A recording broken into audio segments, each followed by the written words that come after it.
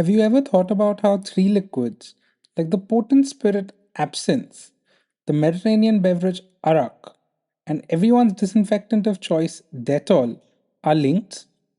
Join me today on my brand new show to find out how.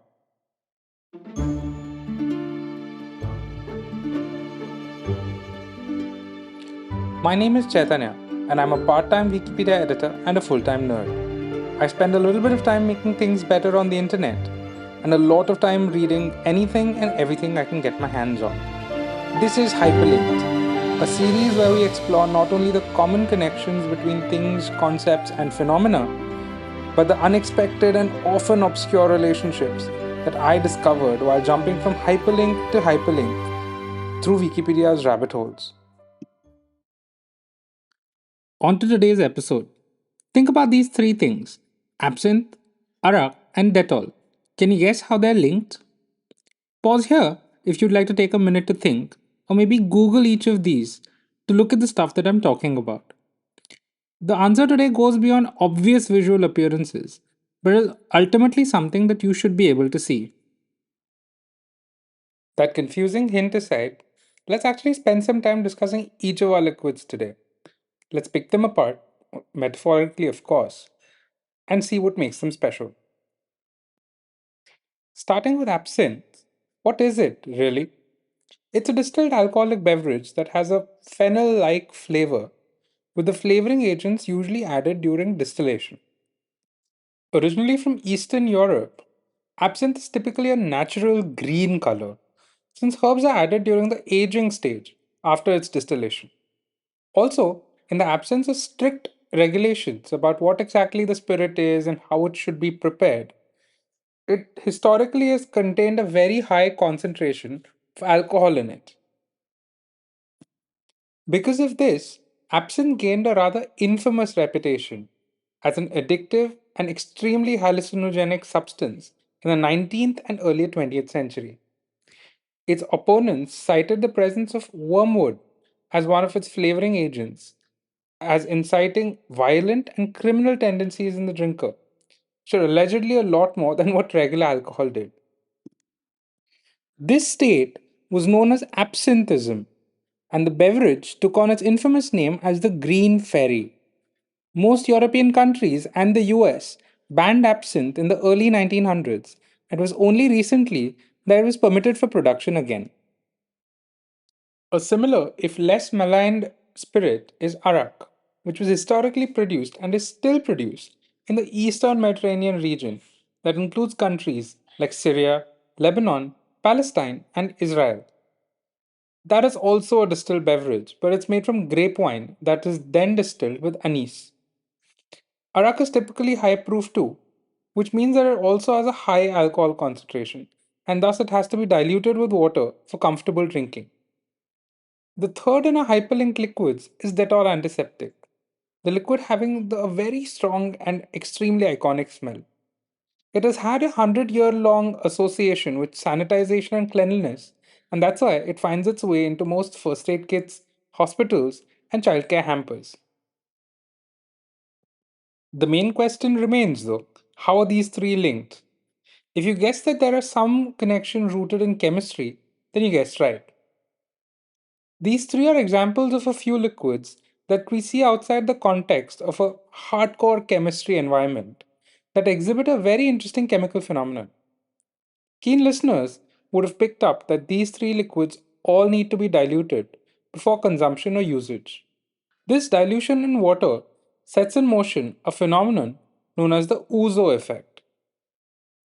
Out of all these three, I feel like Dettol is the most common, and the ouzo effect actually features very prominently in Dettol's advertisements. When Dettol is mixed in water, the previously transparent liquid becomes a strange milky white. Dettol uses it in all of its ads to show that the white diluted liquid is actually a symbol of cleanliness. And this also subconsciously signals that this chemical should be appropriately diluted before use. Arak and absinthe, as very strong spirits, are supposed to be served with ice or diluted with chilled water. The recommended dilution for Arak is 1 part Arak to 2 parts water, and this yields a milky white drink from the two previously clear liquids. Absinthe has a very particular serving style, which developed in part due to its historical popularity. First, the spirit is poured into a special absinthe glass, which sort of looks like a thin goblet, and then this glass is then presented to the patron. A dedicated absinthe spoon is placed on top. This spoon is heavily ornamented and has holes to allow water to drip into the glass. This spoon is placed on the glass, and a sugar cube is placed onto the spoon. Chilled water is poured slowly on the sugar cube, and this causes the sugar cube to melt. The server makes conversation while this is happening, just to keep the guest engaged, and that's when the drink also dilutes. The paraphernalia and the spectacle of this service spotlights the ouzo effect for the guest's enjoyment, and the guest can then witness the liquid going from a clear green to a milky white.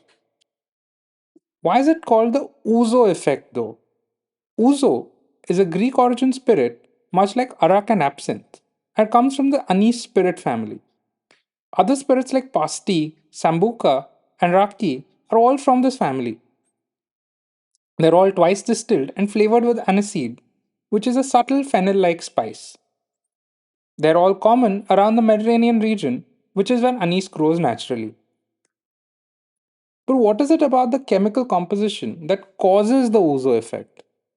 All of these spirits and disinfectants, like Dettol and phenyl, are made up of a mixture of alcohol, fragrant essential oils, and water. Dettol typically has pine oil, and the spirits have anise oil, which are both soluble in alcohol but not in water. In their concentrated forms, all of these liquids have alcohol in a very high proportion, and the essential oils stay evenly dispersed in microscopic particles.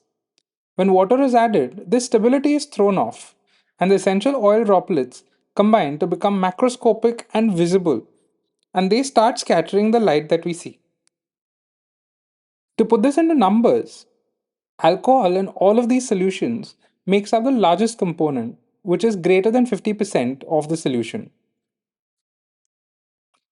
Essential oils are in extremely trace quantities here, and the rest of the solution is made up of water.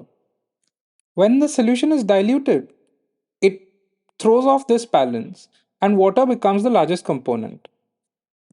The dissolved essential oils then start coming together because they no longer stay dissolved in alcohol. The small droplets coalesce and become larger droplets, which then reflect light. That's what we see, and suddenly the clear solution becomes milky as if it's alchemy. To sum it all up, absinthe, arak, and Dettol are all examples of liquid that show the ouzo effect when mixed with water. And that's our hyperlink for today. Thanks for listening in. Do consider following or subscribing because it helps a lot. I would also love to hear your feedback about this episode and your suggestions for future episodes.